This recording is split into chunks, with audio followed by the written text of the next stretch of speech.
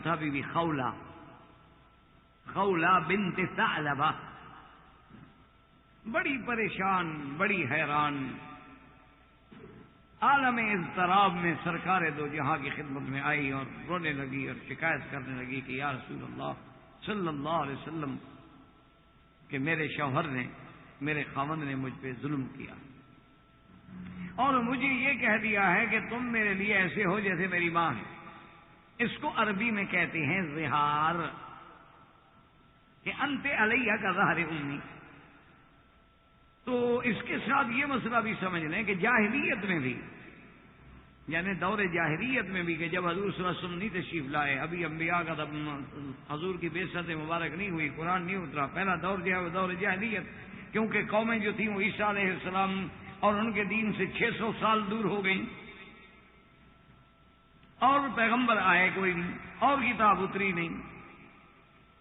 تو یہ دور جاہلیت میں ایک رواج تھا کہ اگر کوئی بندہ اپنی بیوی کو یہ کہہ دیتا کہ انت علیہ کا ظہر امی، تم میرے لیے ایسے ہو جیسے میری ماں ہے، یہ ظہر امی کنایا ہے، یعنی میرے ماں کی پشت. ظہر تو آپ سمجھتے ہیں، ظہر نہ پڑھتے رہنا اس کو، تو یہ ظہر ہے، لکھا ہے گیت راجا. آج کل یہ بھی بڑا مسئلہ ہے. تو یہ کنایا ہے کہ جیسے آدمی سواری کی بھی تو پشت پہ سوار ہوتا ہے، تو اس کنائے کی بنا پر اگر کسی نے اپنی ماں کو اپنی بیوی کو یہ کہہ دیا کہ تم میرے لیے ماں ہو، بس محاورت نہیں، یہ سمجھ لو وہ تو ایک کنایات ہیں، عربی کی ابحاث ہیں، علمی بحث ہے، اس کا آپ کے ساتھ کوئی فائدہ نہیں ہوگا. یا اس نے کہہ دیا کہ تم میرے لیے ایسے ہو انت علیہ کا ظہر اختی، میری بہن کی طرح یا میری بیٹی کی طرح. تو وہ عورت جو ہے اپنے خامند پہ ہمیشہ کے لیے حرام ہو جاتی تھی، یعنی پھر اس کے حلال ہونے کا کوئی حل ہی نہیں.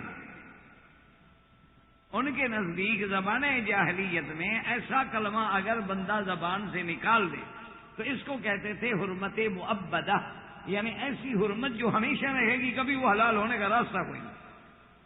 آپ اسی سے اندازہ کریں کہ اس زمانے کی جاہلیت میں بھی کوئی حلال حرام کا تصور تھا، اور آج کے پڑھے لکھے لوگوں میں نہ حلال کا تصور ہے نہ حرام کا. ماں کہہ دو، بیٹی کہہ دو، جو مرضی ہے کہہ دو، فرق ہی نہیں پڑتا. آج کی جو پڑھی لکھی قوم ہے نا جی، آج کے جو تعلیم یافتہ قوم ہے، ان کے نزدیک تو یہ بھی کوئی حدود ودود نہیں ہے. یعنی 20 سال رہتے ہیں اکٹھے، اور پوچھو کہ بھائی یہ تمہارا شوہر ہے، وہ کہتے نہیں مائی بوائے فرینڈ. 20 سال کٹے ہیں، ابھی تک وہ بوائے فرینڈ ہے. اب اس قوم کا کیا کیا جائے؟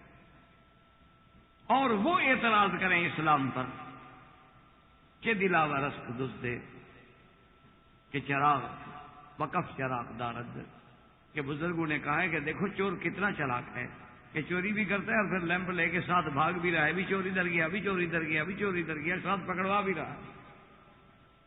یہ ایسے چالاک چور ہیں، ملک تاراج کر دیں، بستیاں تباہ کر دیں، وہ ظلم نہیں ہے، اس لیے کہ وہ تو ان کے منشے کے مطابق.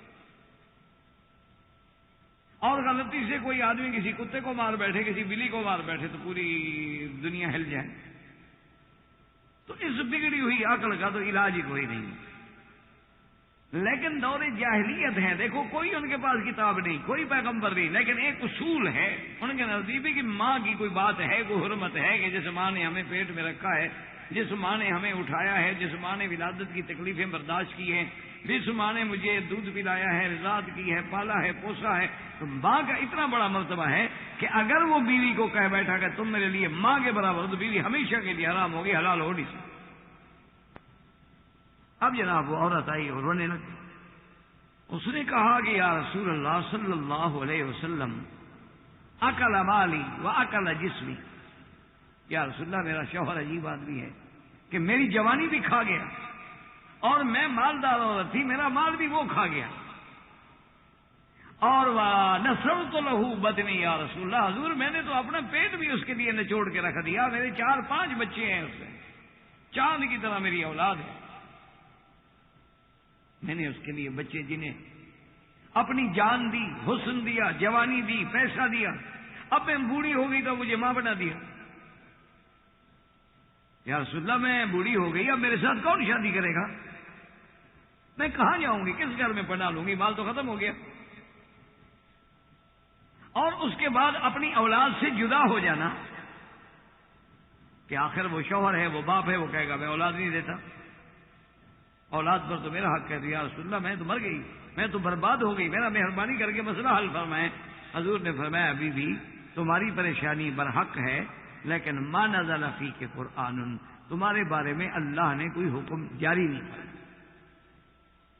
اب جناب وہ بی بی صاحبہ تو دکھ میں تھی نا جی، پریشان حال جو ہوتا ہے، فریادی جو ہوتا ہے، پھر وہ تو پرواہ نہیں کرتا نا کہ میرے سامنے کون ہے۔ اس نے کہا کہ یا رسول اللہ کے قرآن میں ساری دنیا کے مسائل کا حل موجود ہے، میرا حل کیوں نہیں؟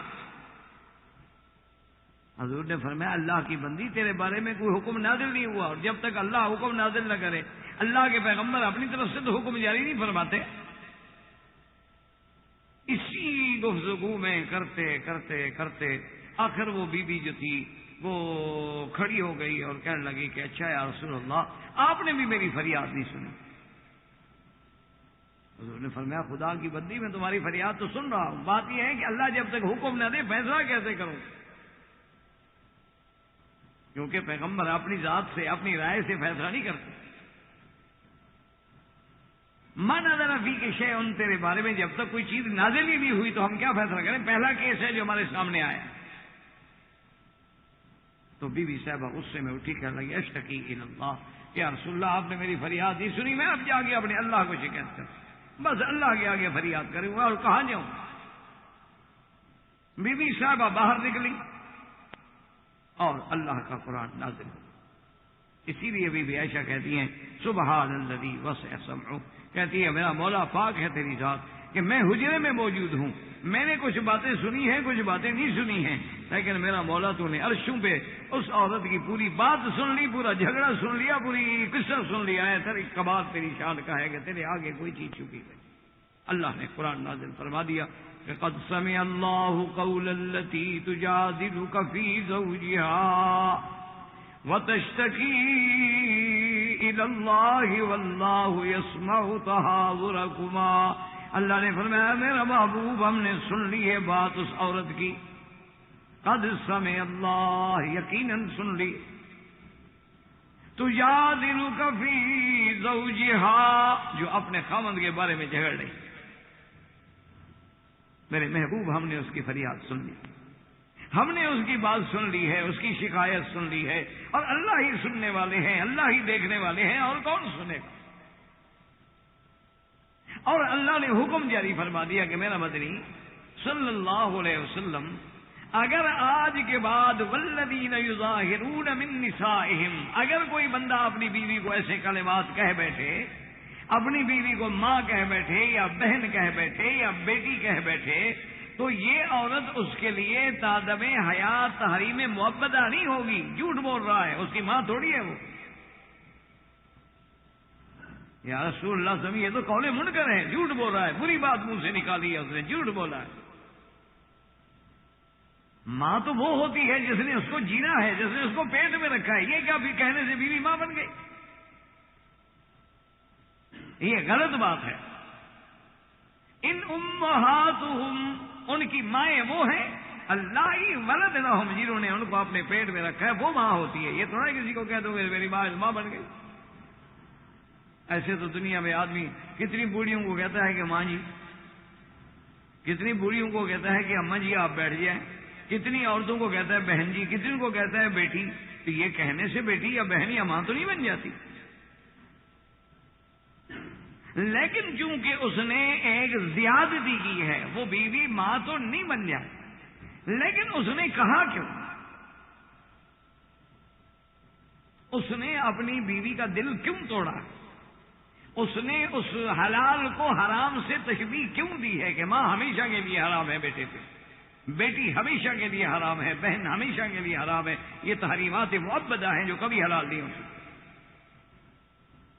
حرمت علیکم امہاتکم و بناتکم، اللہ نے پورے قرآن پاک میں ان کی تفصیل بیان فرمائی، لیکن اس کی بیوی جو ہے وہ اس کی ماں نہیں ہے، جھوٹ بول رہا ہے۔